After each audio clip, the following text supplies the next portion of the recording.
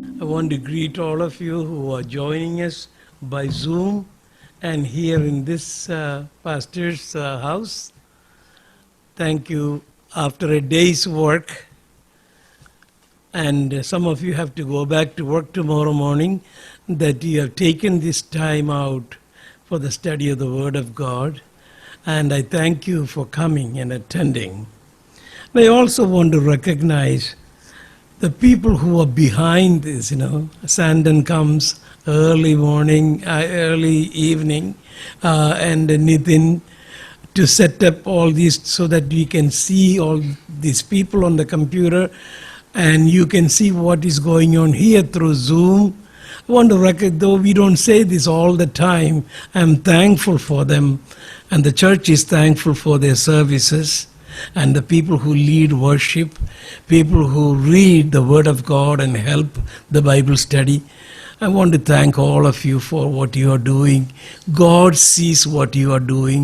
Even though we don't always recognize and mention this, we are always thankful for what you do. May God bless you for and what you do. Hallelujah. Last week,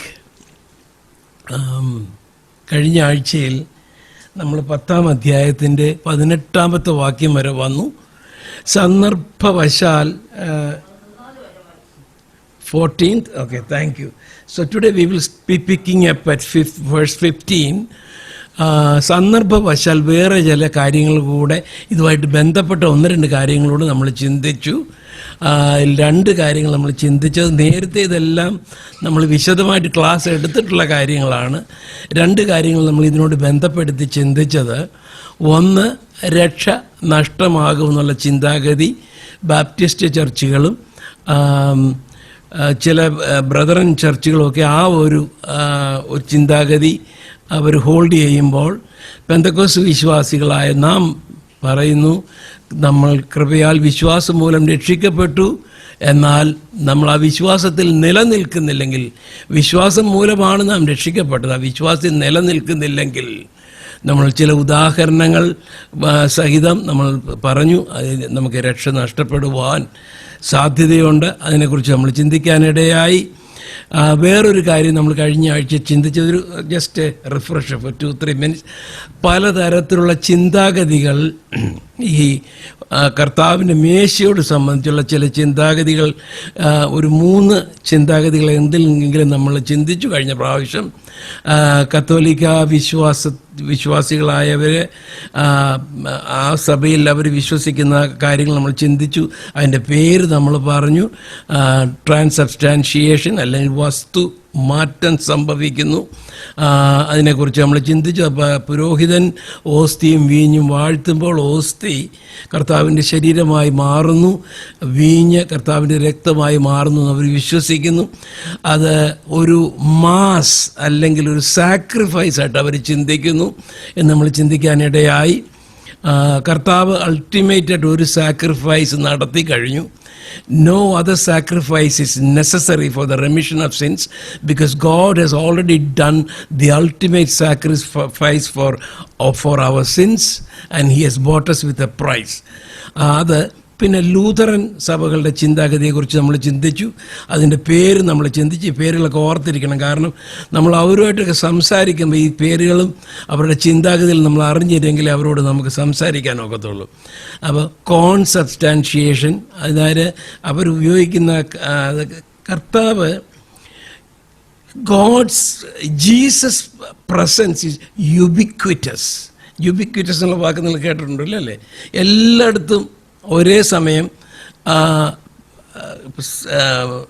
God's presence is there. അതിൻ്റെ അർത്ഥം ubiquitous എല്ലായിടത്തും ഉണ്ട്. അപ്പം അവർ പറഞ്ഞു, അങ്ങനെയാണെങ്കിൽ എല്ലായിടത്തും കർത്താവിൻ്റെ സാന്നിധ്യം ഉണ്ടെങ്കിൽ അവരുടെ വിശ്വാസം നമ്മുടെ വിശ്വാസമല്ല.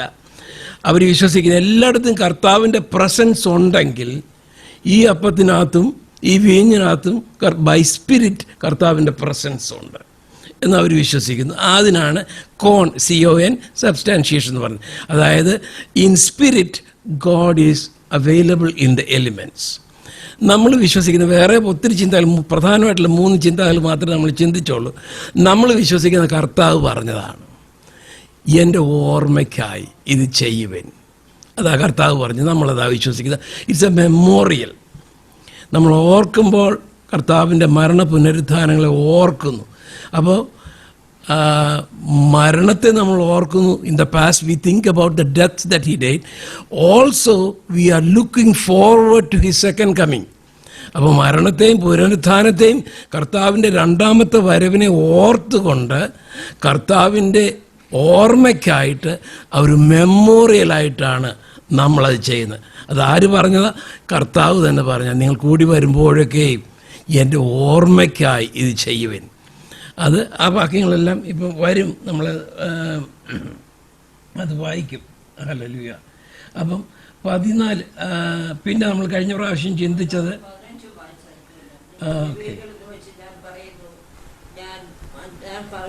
പറയുന്ന വിവേചിപ്പിൻ, നാം അനുഗ്രഹിക്കുന്ന അനുഗ്രഹപാത്രം ക്രിസ്തുവിൻ്റെ രക്തത്തിൻ്റെ കൂട്ടായ്മയല്ലയോ, നാം നുറക്കുന്ന അപ്പം ക്രിസ്തുവിൻ്റെ കൂട്ടായ്മയല്ലയോ.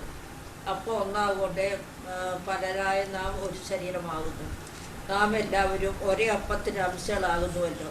ഓക്കെ, നമ്മൾ ആ ചെറുതായിട്ടൊന്ന് ചിന്തിച്ചായിരുന്നു അതിനെക്കുറിച്ച്. The people in the old testament times, they were partakers of the sacrifices that they did. അതായത് അവിടെ ശുശ്രൂഷ ചെയ്യുന്ന ലേവ്യ പൗരോഹിത്യത്തിൽ ഉള്ള പുരോഹിതന്മാർ ആ യാഗപീഠത്തിൽ അർപ്പിക്കുന്ന യാഗങ്ങൾ കൊണ്ട് അവർ അതിൽ ഉപജീവനം കഴിച്ചത്. അവർക്ക് വേറെ ഓഹരിയില്ല, കർത്താവ് തന്നെ അവരുടെ ഓഹരിയായിരുന്നു. അത് പറഞ്ഞുകൊണ്ട് വരുന്നതിന് ഒരു പ്രത്യേക കാരണമുണ്ട്. ഈ 8, 9, 10 അധ്യായങ്ങൾ പ്രധാനമായിട്ട് പൗലോസ് അപ്പോസ്തലൻ സമർത്ഥിക്കുന്ന ഒരു കാര്യം, ഈ ആ സഭയിലുണ്ടായിരുന്ന ഈ ഫൂഡിനെ കുറിച്ചുള്ള ചെറിയ ചോദ്യങ്ങൾ. അത് ആ ഫൂഡ് മാത്രമല്ല, അതിൻ്റെ പുറയിലുള്ള ചില കാര്യങ്ങളെക്കുറിച്ച് അദ്ദേഹം പറയുന്നത് പൗലോസ് അപ്പോസ്തലൻ പറയുന്നത് വിഗ്രഹം ഒന്നുമല്ല, പക്ഷേ ഇതിൻ്റെ പുറകിൽ ചില കാര്യങ്ങളുണ്ട്, അത് നിങ്ങൾ ശ്രദ്ധിക്കണമെന്നുള്ളതാണ്. ഇപ്പം നമ്മൾ സ്തോത്രം ചെയ്ത് നമുക്ക് എന്ത് വേണമെങ്കിലും കഴിക്കാം, പക്ഷേ നമുക്ക് പ്രശ്നമില്ലാത്ത കാര്യങ്ങൾ ചിലതുണ്ട്, എന്നാൽ എല്ലാം പ്രയോജനമുള്ള കാര്യങ്ങളല്ല. എല്ലാത്തിനും എനിക്ക് റൈറ്റ് ഉണ്ട്, ഞാൻ റൈറ്റ് ഉണ്ടെന്ന് പറഞ്ഞ് എല്ലാ കാര്യങ്ങളും നമ്മൾ ചെയ്യേണ്ട ആവശ്യമില്ലെന്ന് പൗലോസ് അപ്പോസ്തലൻ പറയുന്നത്. അപ്പോൾ ഇപ്പോൾ വായിച്ച 16 ക്രിസ്തു അതെ, അത് കമ്മ്യൂണിനെ കുറിച്ച് അതെല്ലാം നമ്മൾ ഡിസ്കസ് ചെയ്ത് കഴിഞ്ഞതാണ്. ഇനി വായിക്കേണ്ടത് അത് യാഗങ്ങൾ ഭജിക്കുന്നവർ യാഗപീഠത്തിൻ്റെ കൂട്ടാളികളല്ലയോ, അതെല്ലാം നമ്മൾ ചിന്തിച്ചതാണ്. 18ാമത്തെ വാക്യം നമ്മൾ ചിന്തിച്ചതാണ്. അവിടെ അന്ന് വായിക്കുന്നത് the idol worship. I'm not saying idol worship or things that are offered to idols is anything. അതൊന്നുമല്ല. വല്ലതും ആകുന്നതെന്ന് ചോദിച്ചാൽ ഒന്നും അല്ലെന്ന് അതിൻ്റെ അർത്ഥം, അതൊന്നും അല്ല. പക്ഷേ അതിനകത്തൊരു ഒളിഞ്ഞു കിടക്കുന്ന ഒരു പ്രോബ്ലം ഉണ്ടെന്ന് അദ്ദേഹം പറയുന്നത്. ചിലപ്പോൾ പൗലോസ് അപ്പോസ്തലൻ പറയുന്നത് നമുക്ക് ചിലപ്പോൾ പുള്ളി തന്നെ കോൺട്രഡിക്റ്റ് ചെയ്യുന്നതായിട്ട് നമുക്ക് തോന്നാം, പക്ഷേ അതിനകത്ത് കോൺട്രഡിക്ഷൻ ഇല്ല. ഇത്രയും നേരം പറഞ്ഞു നമുക്ക് കഴിക്കാം, നമുക്ക് എന്ന് എല്ലാം പറഞ്ഞു കഴിഞ്ഞിട്ട് പറയുന്നു അത് നമ്മൾ വിചാരിക്കുന്നില്ല, അത്ര ഇന്നസെൻ്റ് ആയിട്ടുള്ള കാര്യമല്ല, അത്രയും നിർദോഷമായിട്ടുള്ള കാര്യമില്ല, അതിൻ്റെ പുറകിലൊരു കാര്യം ഒളിഞ്ഞ് കിടപ്പുണ്ടെന്ന് അദ്ദേഹം പറയുന്നു. വിഗ്രഹാർപ്പിതം വല്ലതുമാകുന്നുവെന്നോ, it is not anything much. If something is offered to the idols, as a believer is concerned, it is not anything. But the problem is what comes next. 20ാമത്തെ വാക്യം വായിക്കേണ്ടത്.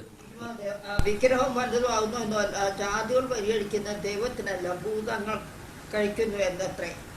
എന്നാൽ നിങ്ങൾ ഭൂതങ്ങളുടെ കൂട്ടാളികളാകുവാൻ എനിക്ക് മനസ്സിലായി. That is where the problem is. ഇത് കഴിക്കുന്നതല്ല. അപ്പോൾ if a particular meat is offered to idols, നമ്മൾ ഒരാളെ നമ്മുടെ വീട്ടിലോട്ട് ഉണ്ണാൻ വിളിക്കുന്നെങ്കിൽ ആരെ നമ്മൾ ഉണ്ണാൻ വിളിക്കുന്നത്? നമ്മളൊരു മേശ ഷെയർ ചെയ്തെങ്കിൽ ആരെ നമ്മൾ വിളിക്കുന്നത്? ഫ്രണ്ട്സ്, റിലേറ്റീവ്സ്, നമുക്ക് സ്നേഹമുള്ള ആളുകൾ അല്ലേ, അവരല്ലേ നമ്മൾ വീട്ടിലോട്ട് വിളിക്കുന്നത്. അപ്പം നമ്മളോട് നമ്മുടെ ടേബിൾ പങ്കിടുന്ന ആളുകൾ, നമ്മളോട് കൂട്ടായ്മയുള്ളവരും നമ്മളോട് സ്നേഹമുള്ളവരും ഒരേ ഐഡിയ ഉള്ള ആളുകളും അസാധാരണ നമ്മൾ വിളിക്കുന്നത്, ഉണ്ണാൻ വിളിക്കുന്നത് എന്ന് പറഞ്ഞ പോലെ ഈ ഒരു ഭൂതങ്ങൾക്ക് ഉള്ള മേശയിൽ നമ്മൾ കൂട്ടാളികളാകുമ്പോൾ നമ്മളെ സംബന്ധിച്ച് വിഗ്രഹം ഒന്നുമല്ല, വിഗ്രഹാരാധന ഒന്നുമല്ല, വിഗ്രഹത്തിന് അർപ്പിച്ചത് നമുക്ക് ഒന്നും പ്രശ്നമല്ല. സ്തോത്രത്തോടെ ചെയ്യുന്ന ദൈവത്തിൻ്റെ സൃഷ്ടിയെല്ലാം നല്ലത്, സ്തോത്രത്തോടെ ഭുജിക്കുന്നുവെങ്കിൽ ഒന്നും പ്രശ്നമെന്ന് പൗലോസ് അപ്പോസ്തലൻ പറഞ്ഞിട്ടുണ്ട്. എന്നാൽ ഈ ഭൂതങ്ങൾക്ക് ഓഫർ ചെയ്യുമ്പോൾ, ഈ വിഗ്രഹങ്ങൾക്ക് ഓഫർ ചെയ്യുമ്പോൾ ഇതിൻ്റെ പുറകിൽ ചില ശക്തികൾ വന്നിരിക്കും. വിഗ്രഹം ഇൻ ഇറ്റ്സെൽഫ് ഒരു പവർ, ഒരു കല്ല് അല്ലെങ്കിൽ ഒരു മരം. പിശാചിനെപ്പോഴും വേണ്ടത് എന്തുവാ? ആരാധന വേണ്ടത്. അപ്പോൾ വിഗ്രഹത്തെ ആരാധിക്കാനായിട്ട് പോകുമ്പോൾ, അല്ലെ വിഗ്രഹത്തിന് ഓഫർ ചെയ്യുമ്പോൾ അതിൻ്റെ പുറകിൽ ചില ശക്തികൾ വ്യാപരിക്കും. Idols in itself, idols in themselves have no power. It is made of stone or by wood or by metal.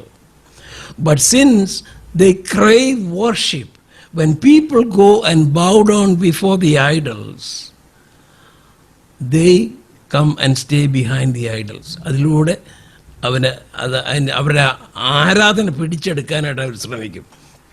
അപ്പോൾ അങ്ങനെയുള്ള ഒരു സ്ഥലത്ത് ഓഫർ ചെയ്ത ഒരു പേഗൻ ടെമ്പിളിൽ ഓഫർ ചെയ്ത ഫുഡ്, അപ്പോൾ അവർ it is from the table of the idols. അപ്പോൾ ഭൂതങ്ങളുടെ മേശയിലും കർത്താവിൻ്റെ മേശയിലും രണ്ടും കൂടെ നമുക്ക് ഭാഗഭാക്കാകാൻ ഒക്കത്തില്ല. അപ്പം അതിൻ്റെ വ്യത്യാസം മനസ്സിലായല്ലോ. Idols in themselves are not the problem. The meat that is offered to the idols is not the problem. But the powers that work behind and the environment in the pagan temples, that is the problem. അപ്പം നമുക്ക് ആ ഭൂതങ്ങളുടെ മേശയിലും കർത്താവിൻ്റെ മേശയിലും രണ്ടും കൂടെ ഒക്കത്തില്ല. That is what Paul is saying. Not the food in itself is not the problem. What is offered to the idols is not the problem. But we cannot be partakers of both.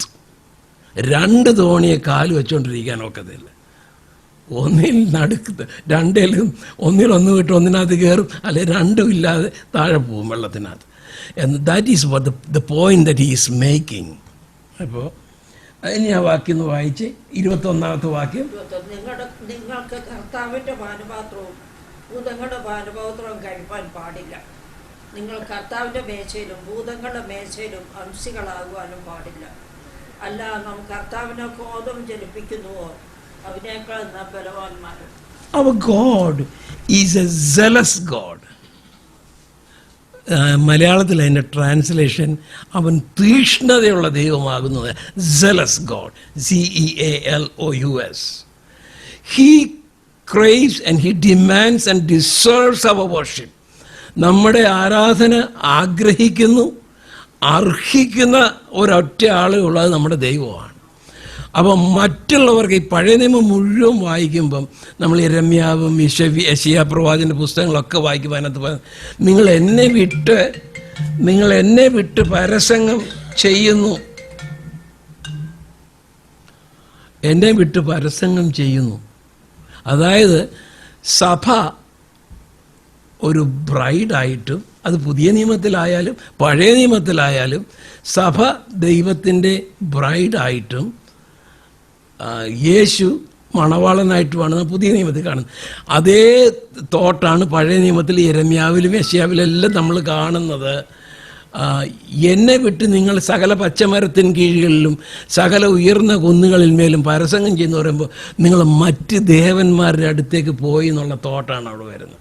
അപ്പോൾ ഇത് രണ്ടും കൂടെ ഒക്കത്തില്ല. അതുകൊണ്ട്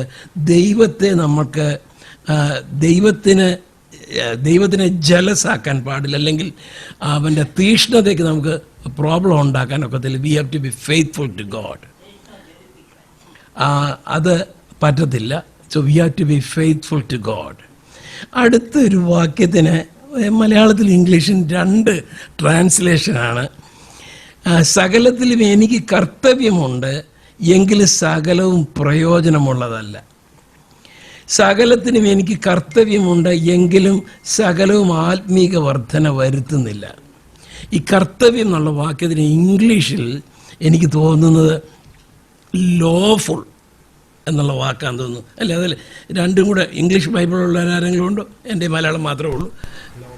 Lawful. There are things that are lawful to me, but everything that is lawful does not create an advantage for me. എനിക്ക് ആത്മീകമായി അതുകൊണ്ട് പ്രയോജനം ഉണ്ടാകുന്നില്ല. അത് ലോഫുൾ ആണ്, അതുകൊണ്ട് ഞാൻ ചെയ്യാവുന്ന എല്ലാ കാര്യങ്ങളും നമ്മൾ വിചാരിക്കേണ്ട ആവശ്യമില്ല. ഇപ്പം ഞാൻ പറയാം, ഇപ്പം ആൽക്കഹോൾ കഴിക്കുന്ന ഈ നാട്ടിലെ എല്ലാ സ്റ്റേറ്റിലും ലോഫുള്ളാണ്, പക്ഷെ നമുക്ക് പ്രയോജനമില്ല, മറിച്ച് ദോഷമുണ്ട് താനും. അപ്പം ലോഫുള്ളായിട്ടുള്ള പല കാര്യങ്ങളുണ്ട് ഈ നാട്ടിൽ ആത്മീയർക്ക് പറ്റാത്തത്. 50 സ്റ്റേറ്റ്സിലും homosexual marriages are allowed, it's legal. പക്ഷേ നമുക്കത് പ്രയോജനമുള്ളതല്ല, ദോഷമുള്ളതുമാണ്. എന്ന് പറഞ്ഞാൽ ലീഗലായതുകൊണ്ട് എല്ലാം നമുക്ക് പ്രയോജനമുള്ളതല്ല.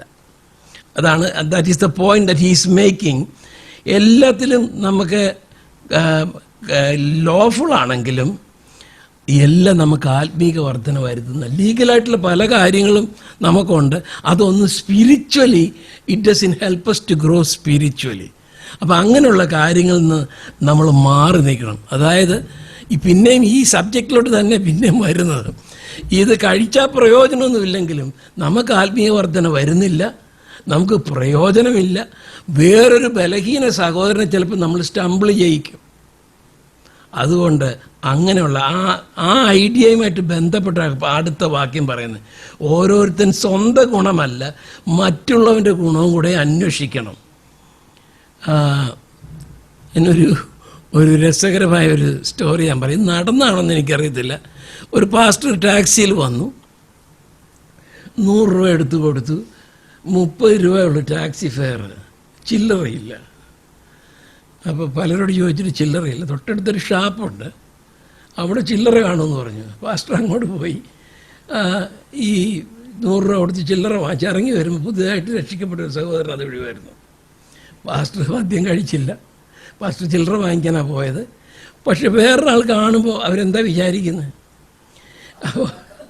അപ്പോൾ ആക്ച്വലി പാസ്റ്റർ ഈസ് ഇന്നസെൻറ്റ്, പുള്ളി ദോഷവും ചെയ്തില്ല. പക്ഷേ അങ്ങനെ ഒരു വേറൊരാൾ സ്റ്റംബിൾ ചെയ്യുന്ന പ്രവർത്തനങ്ങൾ നമ്മൾ അതിൽ നിന്ന് ഒഴിവാക്കണം. അതുകൊണ്ട് പാസ്റ്റർക്ക് ഒരു പ്രശ്നം ഉണ്ടാകുന്നില്ല. ഇതൊരു ഒരാൾ പ്രസംഗത്തിൽ പറഞ്ഞ ശരിക്കുള്ള സംഭവമാണെന്ന് എനിക്കറിയത്തില്ല. അപ്പം നമ്മൾ നമ്മുടെ ഗുണം മാത്രമല്ല നോക്കുക, നമ്മൾ നിൽക്കേണ്ടാത്ത ഒരു സ്ഥാനത്ത് നമ്മൾ നിൽക്കാൻ പാടില്ല, നമ്മൾ പറയേണ്ടാത്ത ഒരു കാര്യം നമ്മൾ പറയാൻ പാടില്ല, ചിന്തിക്കാത്തൊരു കാര്യം നമ്മൾ ചിന്തിക്കാൻ പാടില്ല. കാരണം എനിക്ക് കുഴപ്പമില്ലായിരിക്കാം, പക്ഷെ വേറൊരാൾ അതുമൂലം അതൊരു തടങ്കലായിട്ട് വരുന്നെങ്കിൽ അത് നമുക്ക് നല്ല. അപ്പോൾ നമ്മൾ നമ്മുടെ ഗുണം മാത്രം നോക്കിയാൽ പോരാ, മറ്റുള്ളവരുടെ ഗുണവും നമ്മുടെ.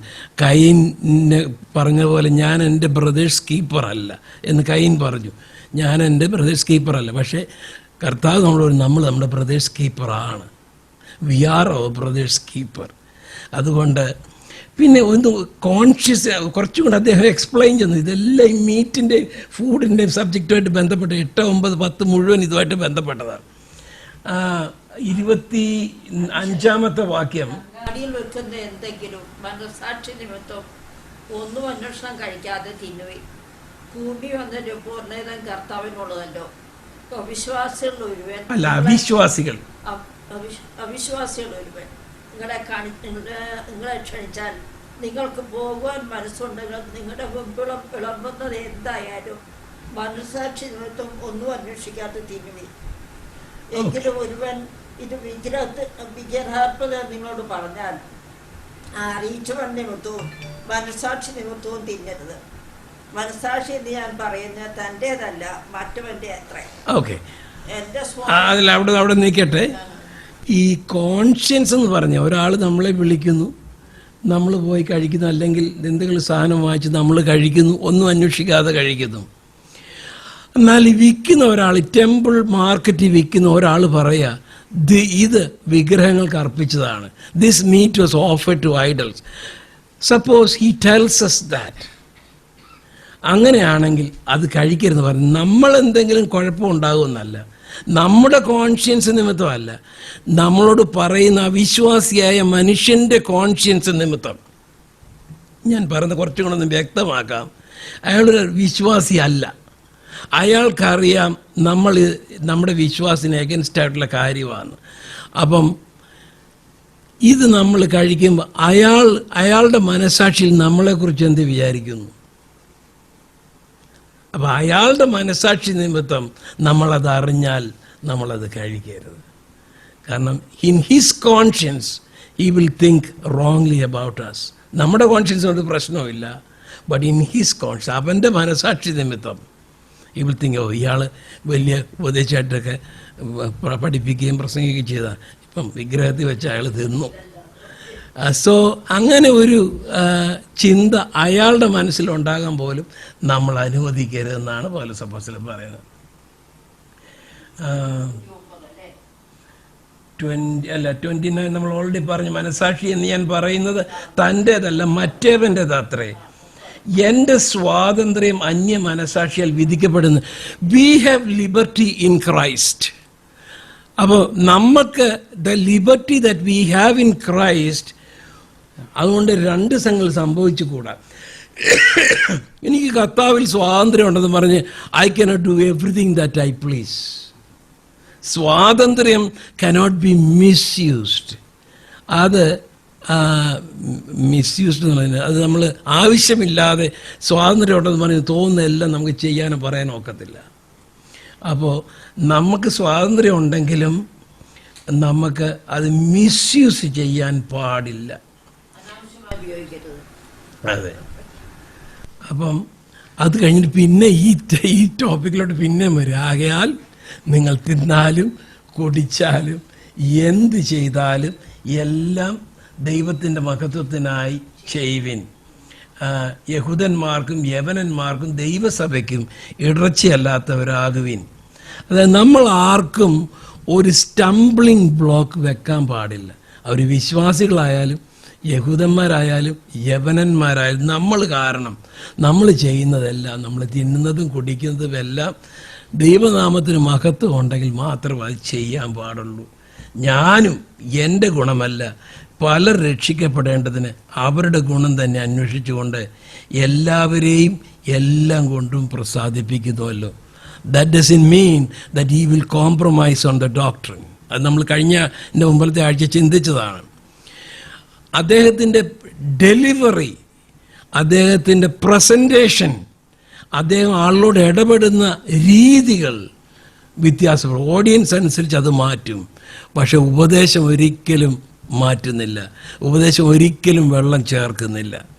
എന്നാൽ എല്ലാവരെയും അവരുടെ ബാക്ക്ഗ്രൗണ്ട് അനുസരിച്ച്, അവരുടെ കൾച്ചർ അനുസരിച്ച്, അവരുടെ ലാംഗ്വേജ് അനുസരിച്ച് ഭാഷ മാറ്റാൻ, പഠിപ്പിക്കുന്ന രീതി മാറ്റാൻ, അവരോട് ഇടപെടുന്ന രീതി മാറ്റാനുള്ള പരിജ്ഞാനം ദൈവം പൗലോസ് അപ്പോസ്തലന് കൊടുത്തിട്ടുണ്ടായിരുന്നു. അതുകൊണ്ട് ഇപ്പം ഈ 8, 9, 10 അധ്യായങ്ങളിൽ പറഞ്ഞ കാര്യങ്ങൾ ഇവർക്കൊരു വലിയ പ്രോബ്ലമായിരുന്നു. കാരണം ഈ കൊരിന്ത്യ സഭയിലുള്ള ആളുകൾ ഇവർ പേഗൻ ചർച്ചുകൾ, പേഗൻ പ്രാക്ടീസുകളിൽ നിന്ന് വന്നവരാണ്. അവിടെ ഭയങ്കര ലവ് ഫീസ്റ്റ്, അത് നമ്മൾ 11-ാം അധ്യായത്തിലോട്ട് വരുമ്പോൾ ലവ് ഫീസ്റ്റുകളുണ്ടായിരുന്നു, റയട്ടസ് ഫീസ്റ്റുകൾ. അവർക്ക് വളരെ ക്ലാസ് വ്യത്യാസങ്ങളുണ്ടായിരുന്നു. പൈസ കൂടിയ ആളുകൾ, ഇടത്തരം ആളുകൾ, ഒന്നുമില്ലാത്ത ആളുകൾ, ഇങ്ങനെയുള്ള പലതരത്തിലുള്ള ആളുകളാണ് ഈ പേഗൻ അറ്റ്മോസ്ഫിയർ എന്ന കർത്താവിൻ്റെ സഭയിലോട്ട് വന്നത്. അപ്പോൾ അവിടെ ഇങ്ങനെ പൈസ ഉള്ളവർക്ക് ഒരുപാട് ഫുഡുകളൊക്കെ കൊണ്ടുവന്ന് ഈ ഭൂതങ്ങൾക്ക് ബലി കഴിച്ച് അവിടെ പാട്ടും മ്യൂസിക്കും തീറ്റയും ഇല്ല ഡാൻസും എല്ലാം നടത്തുന്ന ഒരു സിറ്റുവേഷൻ ഇവരെല്ലാം രക്ഷിക്കപ്പെട്ട് ദൈവസഭയിലേക്ക് വന്നത്. അപ്പോൾ ഇവർ വന്നു കഴിഞ്ഞിട്ട് പിന്നെയും ഇതെല്ലാം അത് 11-ാം അധ്യായത്തോട്ട് വരുമ്പോൾ നമുക്ക് മനസ്സിലാകും അവിടെ ഉണ്ടായ പ്രശ്നങ്ങളുടെ കാരണം.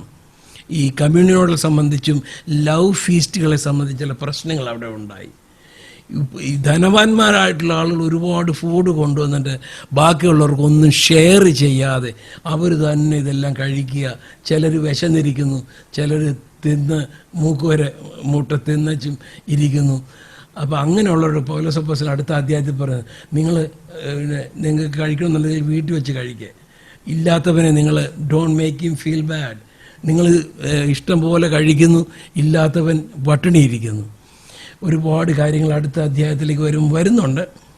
അപ്പോൾ ഈ 8, 9, 10 അധ്യായങ്ങളിൽ പല കാര്യങ്ങളെക്കുറിച്ച് ചിന്തിച്ച് പ്രധാനമായിട്ടും ഈ വിഗ്രഹാർപ്പിതങ്ങളെക്കുറിച്ചാണ് പറഞ്ഞത്. അതിൻ്റെ ഇടയിൽ കൂടെ വേറെ പല കാര്യങ്ങൾ വന്നു.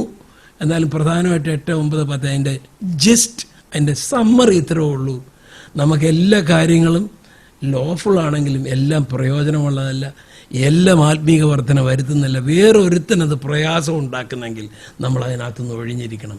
ഭൂതങ്ങളുടെ മേശയിലും കർത്താവിൻ്റെ മേശയിലും രണ്ടും കൂടെ നമുക്ക് നിൽക്കാനൊക്കത്തില്ല. We have to make a decision.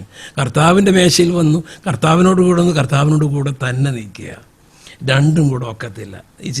ഇതിൻ്റെ സമ്മറി ഇത്രയുമാണ്. ആ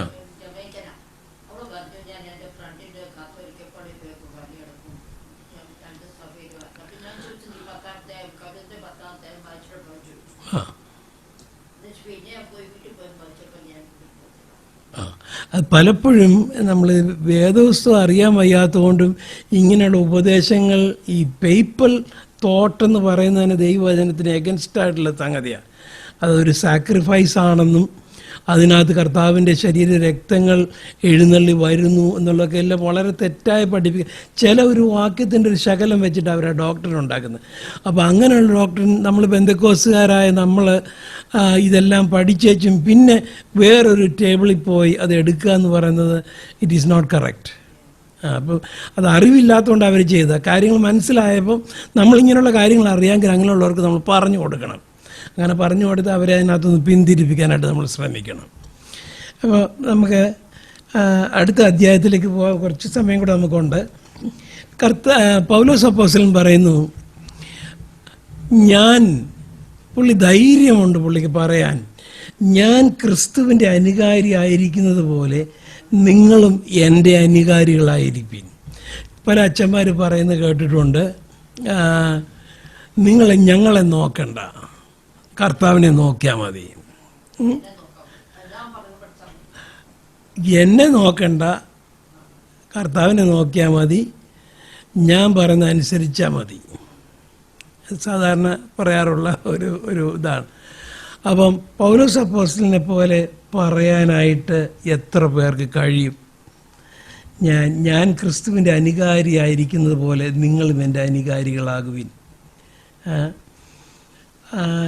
പിന്നെ അദ്ദേഹം പറയും, നിങ്ങൾ സകലത്തിലും എന്നെ ഓർക്കുകയും ഞാൻ നിങ്ങളെ ഏൽപ്പിച്ച കൽപ്പനകളെ പ്രമാണിക്കുകയും ചെയ്യുകയാൽ നിങ്ങളെ പുകഴ്ത്തുന്നു.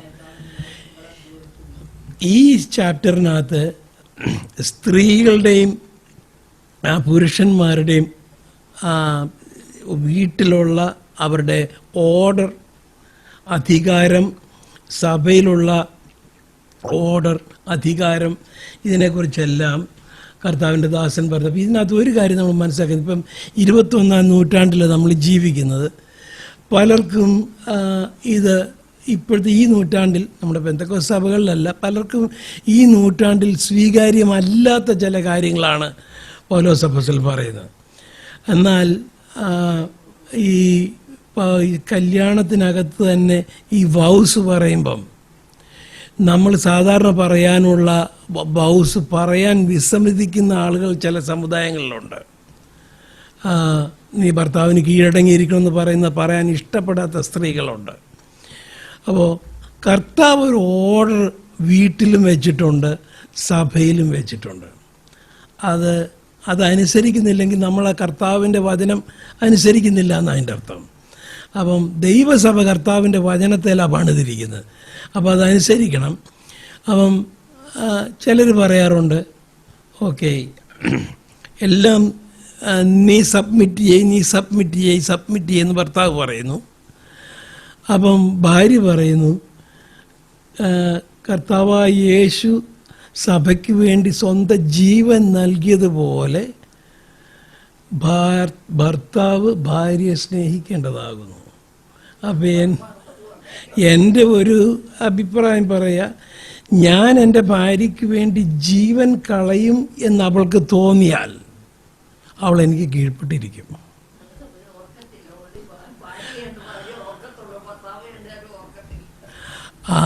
പക്ഷേ it works both ways. God's word is very clear. It doesn't mean അതിൻ്റെ അർത്ഥം ഭാര്യ ഭർത്താവിനെ ചവിട്ടിത്താക്കണമെന്നല്ല. ദൈവം ഒരു ഓർഡർ വെച്ചിട്ടുണ്ട്, വീട്ടിലും സഭയിലും ഒരു ഓർഡർ വെച്ചിട്ടുണ്ട്. അതനുസരിക്കുന്നതാണ് നമുക്ക് ഏറ്റവും നല്ലത്. അപ്പോൾ ഈ രണ്ട് ഭാര്യ കീഴടങ്ങണമെന്ന് പറയുമ്പോൾ തന്നെ ഭർത്താവ് ജീവൻ കളഞ്ഞ് ഭാര്യയെ സ്നേഹിക്കണമെന്നുള്ള അതുകൊണ്ട് ഇത് രണ്ടും കൂടെ വർക്ക് ചെയ്യത്തുള്ളൂ. ഇത് ഒരാളെ മാറ്റ് പോലെ ഇട്ട് ചവിട്ടി താക്കാനല്ല പറയുന്നത്. ഒരു ഓർഡറുണ്ട് എല്ലാത്തിനും. എല്ലാവരും കൂടെ ലീഡറാകാനൊക്കത്തില്ല. ചർച്ചിൽ പാസ്റ്ററുണ്ട്, വിശ്വാസികളുണ്ട്, എല്ലാവരും പാസ്റ്ററാണോ? അല്ല. അപ്പോൾ എല്ലാത്തിനും ഒരു ഓർഡർ ദൈവം വെച്ചിട്ടുണ്ട്. ആ ഓർഡർ ദൈവവചനത്തിലുണ്ട്. അതനുസരിക്കുന്നതാണ് നമുക്ക് ഏറ്റവും അനുഗ്രഹം. അപ്പം ഒന്ന് രണ്ട് ആദ്യത്തെ 4 വാക്യങ്ങളൊന്ന് വായിച്ചേ. പ്രാർത്ഥിക്കുകയോ പ്രവചിക്കുകയോ ചെയ്യുന്ന ഏത് പുരുഷനും തന്റെ തലയെ അവമാനിക്കുന്നു. മൂഢപടമില്ലാതെ പ്രാർത്ഥിക്കുകയോ പ്രവചിക്കുകയോ ചെയ്യുന്ന ഏത് സ്ത്രീയും തന്റെ തലയെ അവമാനിക്കുന്നു. അത് തങ്ങൾക്ക് അവൾ ക്ഷൗരം ചെയ്യിച്ചതുപോലെയല്ലോ.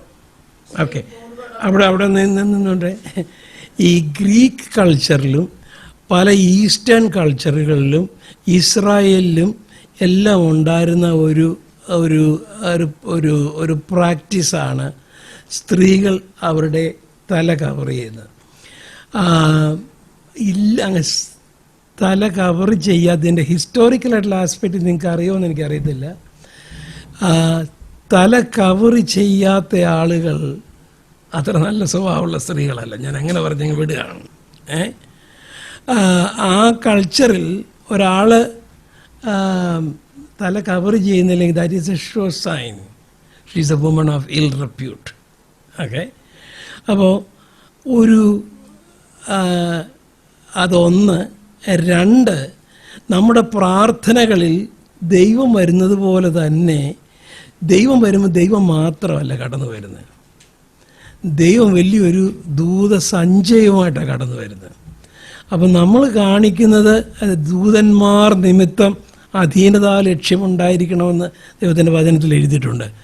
അപ്പം അവരും ഈ കാര്യങ്ങളൊക്കെ നോട്ട് ചെയ്യും. നമ്മൾ ചെയ്യുന്ന കാര്യങ്ങളും ചെയ്യാത്ത കാര്യങ്ങളും കർത്താവ് മാത്രമല്ല നോട്ട് ചെയ്യുന്നത്, ദൂതന്മാരും ഇത് കാണും. അപ്പം the wearing of the veil is showing that she is a lady in those cultures. ഒരു ലേഡിയുടെ ഒരു സൈനാണ് തല കവർ ചെയ്യുന്നത്. അപ്പോൾ ഇത് നമ്മുടെ ഈസ്റ്റേൺ കൾച്ചറുകളിൽ നമുക്ക് കാണാം. നമ്മുടെ പെന്തക്കോസ്റ്റ് ചർച്ചുകളിൽ മാത്രമല്ല, കാത്തലിക് ചർച്ചിൽ പോകുന്നവർ വീട്ടിൽ നിന്നേ തലേ തുണിയിട്ടുണ്ടാണ് പോകുന്നത്. Some people wear hats, some people wear a veil. എപ്പോഴാണ് ചെയ്യുന്നത്? അപ്പം that is showing that first of all that she is a lady. Number 2, she's showing that she is under the authority of someone. ഒരാളുടെ അതോറിറ്റിയുടെ കീഴിലാണെന്നാണ് അത് കാണിക്കുന്നത്. അപ്പം അങ്ങനെ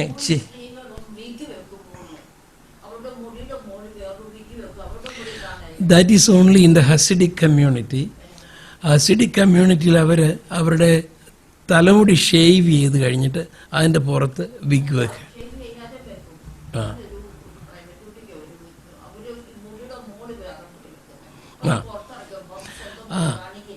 അതെന്തോ അതിൻ്റെ കാരണം എനിക്കറിയത്തില്ല. പക്ഷേ അവരുടെ പ്രാക്ടീസ് അങ്ങനെയാണ്. ഹസിഡിക്ക് അവരെല്ലാവരും അങ്ങനെ ചെയ്യുന്നുണ്ട്. അവരൊരു നല്ല പങ്കും they shave off their hair and put a wig. അപ്പം ഈ 5-ാമത്തെ വാക്യം മുതൽ ഒന്നുകൂടെ വായിക്കണം.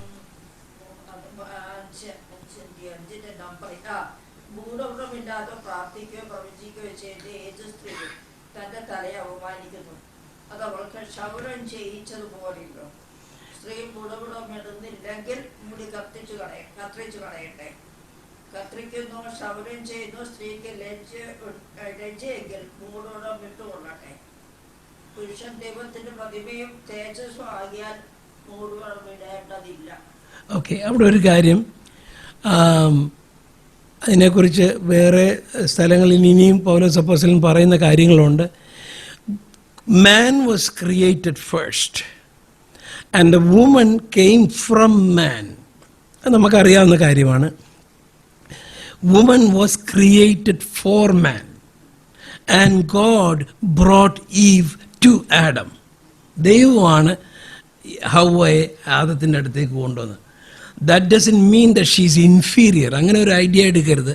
But God has, as I said earlier, ദൈവത്തിന് എല്ലാ കാര്യത്തിലും ഒരു ഓർഡറുണ്ട്. അപ്പോൾ ആദ്യം ആദാമിനെ സൃഷ്ടിച്ചു, ആദാമിൽ നിന്ന് ഹവ്വയെ സൃഷ്ടിച്ചു, ആദാമിന് വേണ്ടി ഹവ്വയെ സൃഷ്ടിച്ചു. അതുകൊണ്ട് man is the glory of the woman and God is the glory of man. ആ ഓർഡർ അങ്ങനെയാണ്. അതുകൊണ്ട് ആണുങ്ങളെ തല കവർ ചെയ്യേണ്ട ആവശ്യമില്ല. എന്നാൽ പ്രവചിക്കുകയോ പ്രാർത്ഥിക്കുകയോ ചെയ്യുന്നവർ തല കവർ ചെയ്യേണ്ട ആവശ്യമുണ്ട്. That shows she is under the subjection of a husband and the husband is under subjection of Jesus Christ. അപ്പോൾ ഒരു കാര്യം കൂടെ പറയാം. ഒരാളേക്കാൾ ഇൻഫീരിയർ ആണെന്ന് സഹോദരിമാർ വിചാരിക്കേണ്ട ആവശ്യമില്ല. അതിനൊരു ഉദാഹരണം ഞാൻ പറയാം.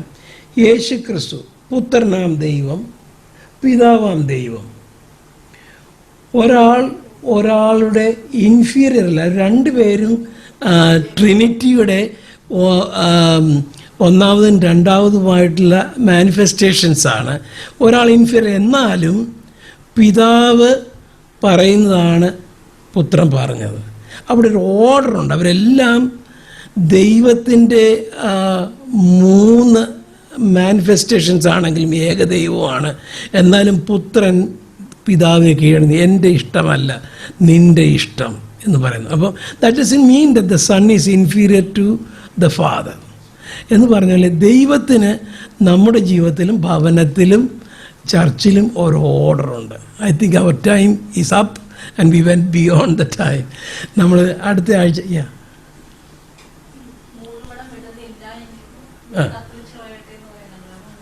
അതായത് മുടി ഒരു നാച്ചുറൽ കവറിങ് ആയിട്ട് പെണ്ണുങ്ങളാണല്ലോ സാധാരണ മുടി നീട്ടുന്നത്, ആണുങ്ങൾ മുടി ഷോർട്ടായിട്ട് വെക്കുന്നു.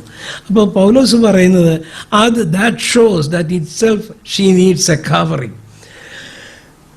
അപ്പം അത് അവർക്ക് മൂടുപുട ഇടാൻ പറ്റുന്നില്ല എന്നുണ്ടെങ്കിൽ മുടി കത്തിരിച്ച് കളയട്ടെ എന്നാണ് പറയുന്നത്. അതാണ് ചോദ്യം.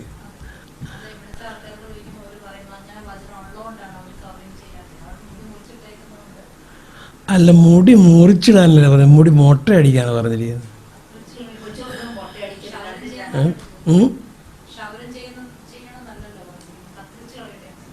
കത്തിരിച്ച് കളയട്ടെ എന്ന് പറഞ്ഞാൽ ഇവിടം വരെ ബോബ് ചെയ്ത് ഇടുന്നതല്ലല്ലോ. ലെറ്റ് ഇറ്റ് ബി ഷോൺ എന്നാ പറഞ്ഞത് അല്ലേ. നമ്മളിവിടം വരെ മുടി മുറിക്കുന്ന കാര്യമാണെന്ന് എനിക്ക് തോന്നുന്നില്ല. എനിക്ക് പുരുഷന്മാരും സ്ത്രീകളും തമ്മിൽ കാഴ്ചയ്ക്ക് വ്യത്യാസം ഉണ്ടായിരിക്കണം. അന്നത്തെ പശ്ചാത്തലത്തിൽ മിങ്കിൾ ചെയ്താണ് ഇരുന്നത് സ്ത്രീകളും പുരുഷന്മാരെല്ലാം. ഒരു ക്രൗഡിന്റെ നടുക്ക് ഒരാൾ കയറി വരുമ്പം അത് സ്ത്രീ ഏത് പുരുഷൻ ഏത് എന്ന് തിരിച്ചറിയാൻ പറ്റാത്ത പോലെ നിരന്നിരുന്നിരുന്നു. ആ ഒരു സെപ്പറേഷൻ, സ്ത്രീയായിട്ടും പുരുഷനായിട്ടും പ്രസന്റബിൾ ആയിരിക്കണം എന്നതാണ് ഒരു സ്ഥലത്തെ കോണ്ടെക്സ്റ്റ്. അത് ഐഡന്റിഫൈ ചെയ്യാൻ വേണ്ടി അതാണ് ഒരു സ്ഥലത്തെ കോണ്ടാക്ട്. നിങ്ങൾ ഇവിടെ പറഞ്ഞു വരുന്നത് കുറച്ചുകൂടെ വിശദമായിട്ട് എനിക്ക് തോന്നുന്നു നമ്മൾ താഴോട്ട് പോകുമ്പോൾ അത് പഠിക്കാൻ പറ്റും. മുഖ്യമായി എന്ന് പറയുന്നത് ഒരു she shouldn't be look like a man and then she need to cover. രണ്ടു വശമുണ്ട്. Okay, we can look at in detail next time. സമയം കുറച്ച് മുമ്പോട്ട് കടന്നുപോയി. I will take that question and explain it further next week. Thank you so much. Praise the Lord.